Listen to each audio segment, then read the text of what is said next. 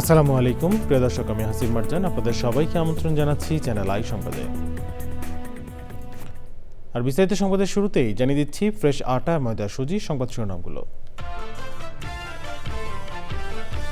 রাবারের বোটে গ্রিসে যাওয়ার পথে ভূমধ্যসাগরে 6 দিন ভেসে থাকার পর খাদ্য ও পানির অভাবে বাংলাদেশি সহ 22 জনের মৃত্যু, মরদেহ সাগরে নিক্ষেপ।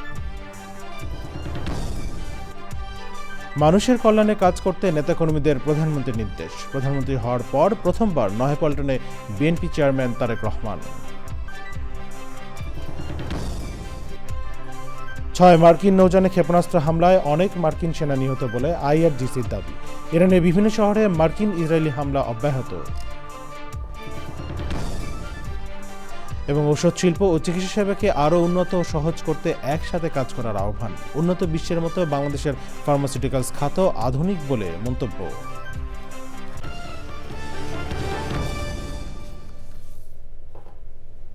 সংবাদ শিরোনাম জানাচ্ছিলাম। এখনকার সংবাদ আয়োজন একই সঙ্গে চ্যানেলের ইউটিউব চ্যানেলে এবং চ্যানেলের ওটিটি প্ল্যাটফর্ম স্ক্রিনে লাইভ স্ট্রিম হচ্ছে। চলেছে বিস্তারিত সংবাদে। লিবিয়া থেকে অবৈধভাবে গ্রিসে যাওয়ার পথে 6 দিন সাগরে ভেসে থাকার পর ভূমধ্যসাগরে বেশ কয়েকজন বাংলাদেশি সহ 22 জনের মৃত্যু হয়েছে। এর মধ্যে সুনামগঞ্জের দিরাই উপজেলার 4 জনের মৃত্যুর খবর নিশ্চিত করেছেন তাদের স্বজনরা। এএফপি জানিয়েছে, ক্রিট উপকূলে একটি রাবারের নৌকা থেকে 26 জনকে জীবিত উদ্ধার করেছে গ্রিক কোস্টগার্ড। এর মধ্যে 21 জনই বাংলাদেশি, 4 জন সুদান ও 1 জন চাঁদের নাগরিক। উদ্ধার হওয়ারা জানিয়েছেন, খাবার ও পানির সংকটে রাবারের বোটেই মৃত্যু হয় অভিবাসন প্রত্যাশীদের। পাচারকারীরা মরদেহগুলো ভূমধ্যসাগরে ফেলে দিয়েছে। সুনামগঞ্জ সংবাদদাতা জাহাঙ্গীর আলম ও কিশোরগঞ্জ প্রতিনিধি এস.কে রাসেলের তথ্য ভিডিওচিত্রে শিহাব খান দিগন্তের রিপোর্ট।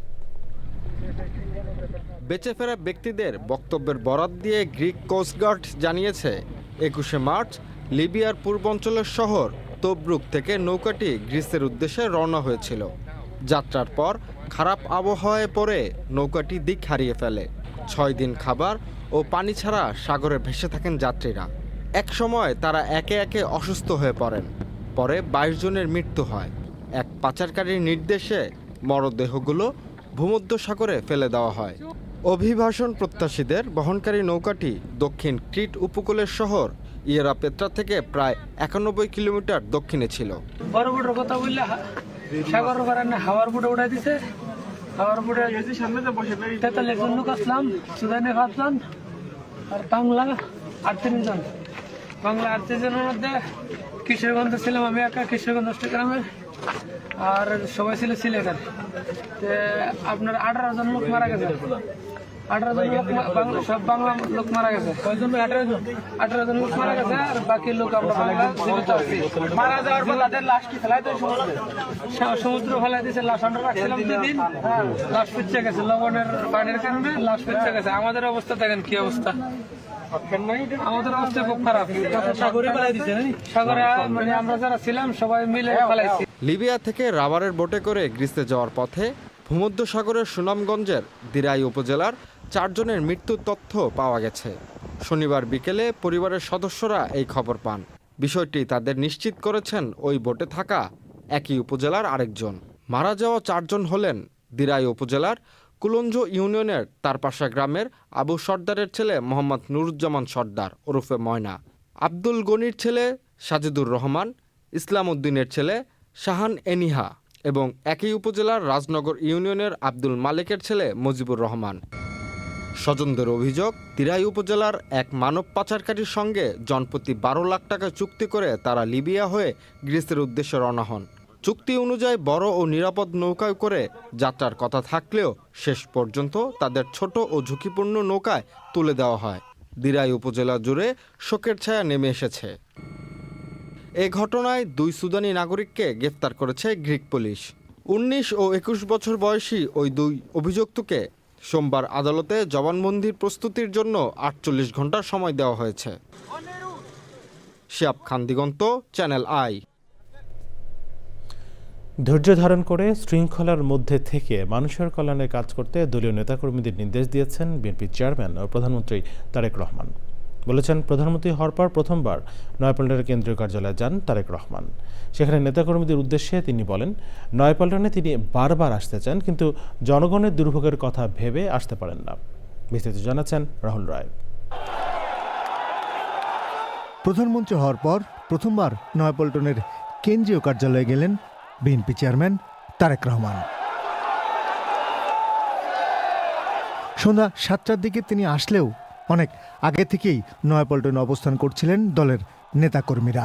আনন্দ আর উচ্ছ্বাসে তারা স্বাগত জানায় প্রিয় নেতাকে।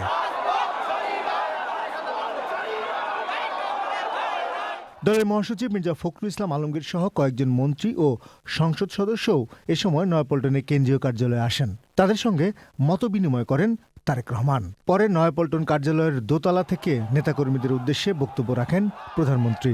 রাস্তাটা ক্লিয়ার করতে হবে, অফিসে যাতে আমি আসতে পারি। আপনাদের সহযোগিতা থাকলে আমি অফিসে আসতে পারবো, আপনাদের সহযোগিতা না থাকলে আমি অফিসে আসতে পারবো না। আপনারা কি চান আমি অফিসে আসে? তাহলে আপনাদের সহযোগিতা করতে হবে, পরিবেশটা নরমাল রাখতে হবে। রাখা যাবে সেটা? আমি আরো 2-1 দিন আসবো, আমি দেখবো, যদি দেখি স্বাভাবিক রেখেছেন তাহলে আমি আসবো, আর যদি দেখি স্বাভাবিক রাখেন না তাহলে কিন্তু এখানে আমার পক্ষে আসা সম্ভব হবে না। কারণ আমি আসলে আপনারা যদি এরকম করেন এলাকার মানুষের সমস্যা হবে। নেতাকর্মীদের শৃঙ্খলাবদ্ধ থাকার আহ্বান জানান বিএনপি চেয়ারম্যান। এখানে যে সকল নেতাকর্মী আছে, সারা দেশে আমাদের যে সকল নেতাকর্মী আছে, আমাদেরকে ধৈর্য ধরতে হবে, আমাদেরকে আইন শৃঙ্খলার ভিতরে থাকতে হবে এবং আমাদেরকে মানুষের পাশে দাঁড়াতে হবে। মানুষের সমস্যা হয়, কষ্ট হয়, অসুবিধা হয়, সেই জিনিসগুলো করা যাবে না। একই সাথে অনেক সমস্যা আছে দেশে, মানুষকে বোঝাতে হবে, মানুষকে পাশে দাঁড়াতে হবে, মানুষকে ধৈর্য ধারণ করানো শেখাতে হবে বা ধৈর্য ধারণের সহযোগিতা করতে হবে মানুষকে। প্রায় 3 ঘন্টার মতো সেখানে অবস্থানের পর রাত 10টার দিকে কার্যালয় থেকে গুলশানের বাসভবনের উদ্দেশ্যে রওনা হন প্রধানমন্ত্রী। রাহুল রায়, চ্যানেল আই, ঢাকা। এবার ইরান যুদ্ধের 30তম দিন।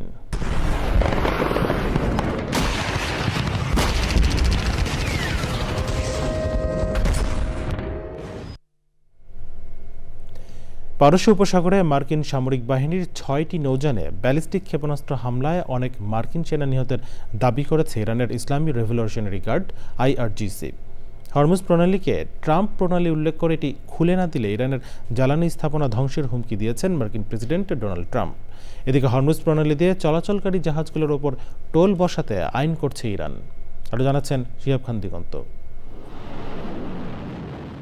সৌদি আরবের প্রিন্স সুলতান বিমান ঘাঁটিতে ইরানের ক্ষেপণাস্ত্র হামলায় 12 মার্কিন সেনা আহত হওয়ার খবর জানিয়েছে যুক্তরাষ্ট্রের এক সেনা কর্মকর্তা। কুয়েত বিমানবন্দরে কয়েক দফায় ড্রোন হামলা করেছে ইরান। এছাড়াও ওমান উপকূলে যুক্তরাষ্ট্রের একটি সামরিক জাহাজে হামলার দাবি করেছে ইরান। লেবাননের রাজধানী বৈরুতে ইসরায়েলি যুদ্ধবিমান লক্ষ্য করে ভূমি থেকে আকাশে নিক্ষেপণযোগ্য ক্ষেপণাস্ত্র ছুড়েছে হিজবুল্লাহ। ইরান যুদ্ধে যোগ দেওয়ার ঘোষণা দিয়ে ইসরায়েলে ক্ষেপণাস্ত্র ছুড়েছে ইয়েমেনের হুতি বিদ্রোহীরা। ইউক্রেন যুদ্ধে ব্যবহৃত শাহেদ ড্রোনের উন্নত সংস্করণ ইরানে পাঠাচ্ছে রাশিয়া। তেহরান সহ ইরানের বিভিন্ন শহরে মার্কিন ও ইসরায়েলি হামলা অব্যাহত রয়েছে। শনিবার হামলা হয়েছে ইরানের university of science and technology ক্যাম্পাসে। এছাড়াও ইসরায়েলি হামলায় লেবাননের দক্ষিণাঞ্চলে 3 জন সাংবাদিক নিহত হয়েছেন।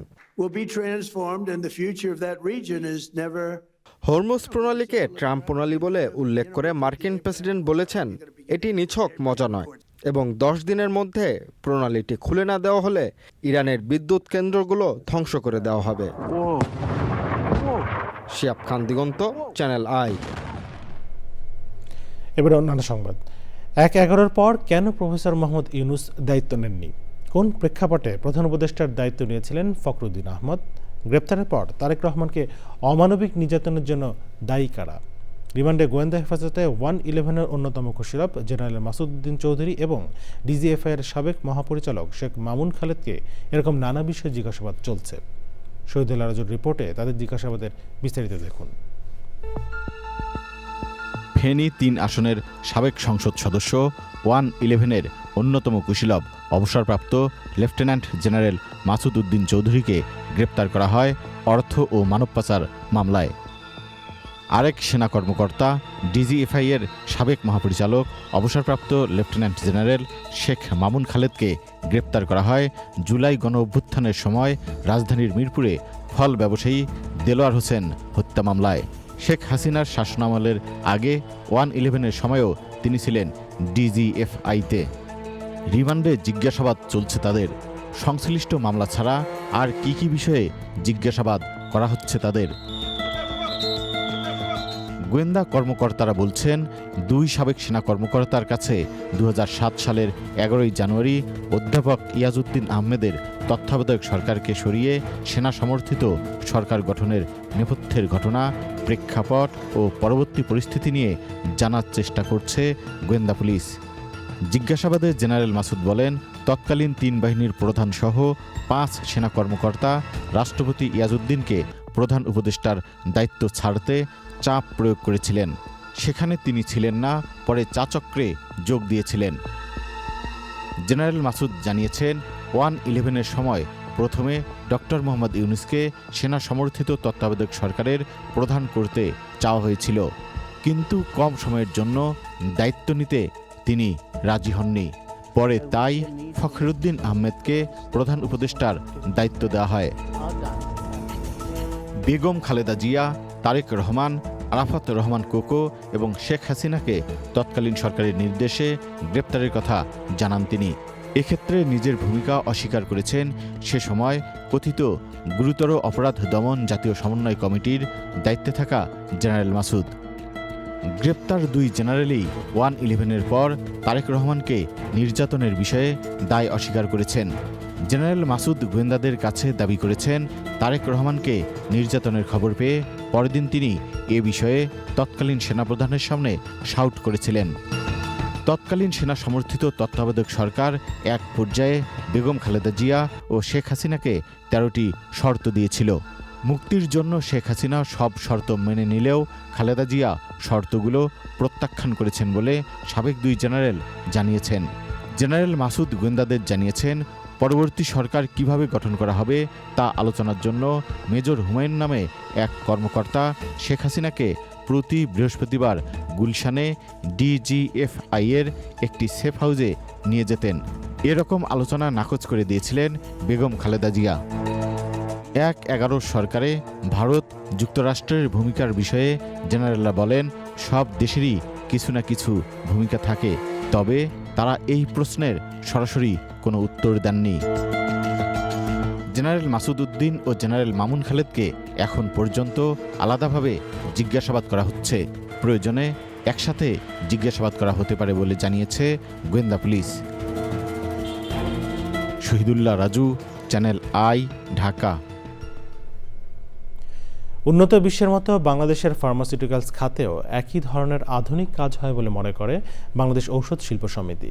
বাংলাদেশ মেডিকেল বিশ্ববিদ্যালয়ে BMU এর এক সেমিনারে সমিতির সভাপতি আব্দুল মুক্তাদির ফার্মাসিউটিক্যালস ও চিকিৎসা সেবাকে আরও উন্নত ও সহজ করতে ফার্মাসিউটিক্যালস ইন্ডাস্ট্রিগুলোর সাথে বড় পরিসরে কাজ করতে BMU-কে আহ্বান জানান। লালান হোসেনের রিপোর্ট। বাংলাদেশ সরকার ও বিশ্বব্যাংকের যৌথ অর্থায়নে higher education acceleration and transformation HEAT প্রকল্পের আওতায় বাংলাদেশ মেডিকেল বিশ্ববিদ্যালয়ের ফার্মাকোলজি বিভাগের বিশেষ সেমিনার। বাংলাদেশ মেডিকেল বিশ্ববিদ্যালয়ে থেরাপিউটিক ড্রাগ মনিটরিং এবং বায়ো ইকুইভ্যালেন্স পরিষেবা চালু করা ও এর প্রভাব নিয়ে সেমিনারে মূল প্রবন্ধ উপস্থাপন করেন ঢাকা বিশ্ববিদ্যালয়ের ফার্মেসি অনুষদের ডিন অধ্যাপক ডক্টর সেলিম রেজা।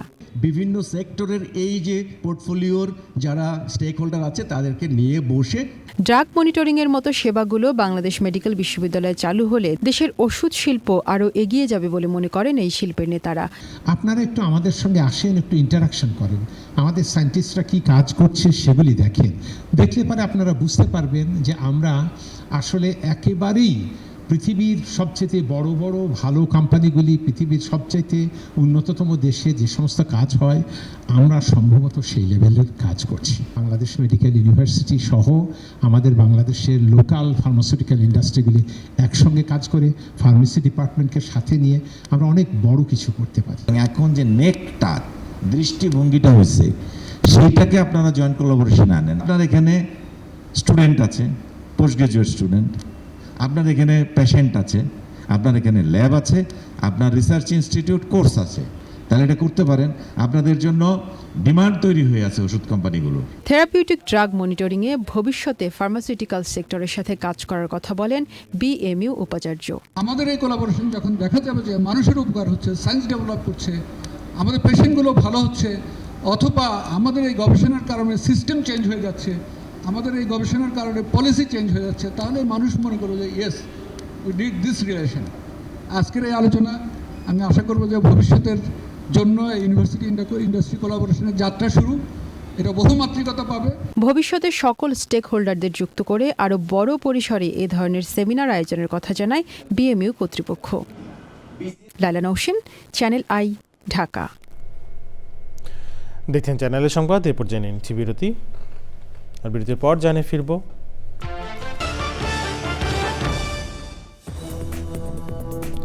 বিরতির পর আবার আমন্ত্রণ চ্যানেল আই সংবাদে। জানাবো কৃষি সংবাদ।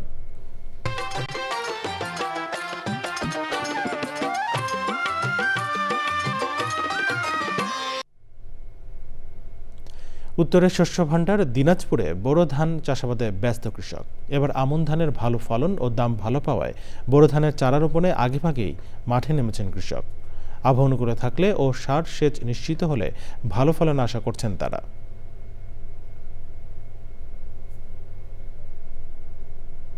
এখন দেখবেন প্রকৃতি সংবাদ।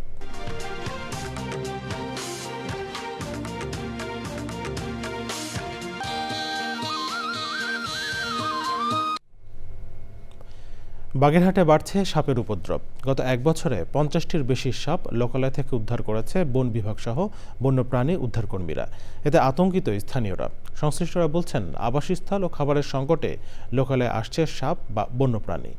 তবে আতঙ্কিত না হয়ে সচেতনতা আর দায়িত্বশীল আচরণ জরুরি বলছেন বন্যপ্রাণী বিশেষজ্ঞরা। জানাবো খেলার খবর। সংবাদ শেষ করবো, তবে যাওয়ার আগে ফ্রেশ আটা, ময়দা, সুজি সংবাদ শিরোনামগুলো জানিয়ে দিচ্ছি আরও একবার।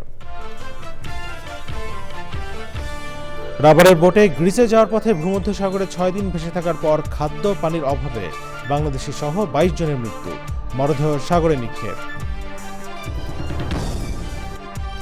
মানুষের কল্যাণে কাজ করতে নেতাকর্মীদের প্রধানমন্ত্রীর নির্দেশ। প্রধানমন্ত্রী হওয়ার পর প্রথমবার নয়াপল্টনে বিএনপি চেয়ারম্যান তারেক রহমান। 6 মার্কিন নৌযানে ক্ষেপণাস্ত্র হামলায় অনেক মার্কিন সেনা নিহত বলে আইআরজিসির দাবি। ইরানের বিভিন্ন শহরে মার্কিন ইসরায়েলি হামলা অব্যাহত। এবং ঔষধ শিল্প ও চিকিৎসা সেবাকে আরও উন্নত ও সহজ করতে একসাথে কাজ করার আহ্বান। উন্নত বিশ্বের মতো বাংলাদেশের ফার্মাসিউটিক্যালস খাত আধুনিক বলে মন্তব্য।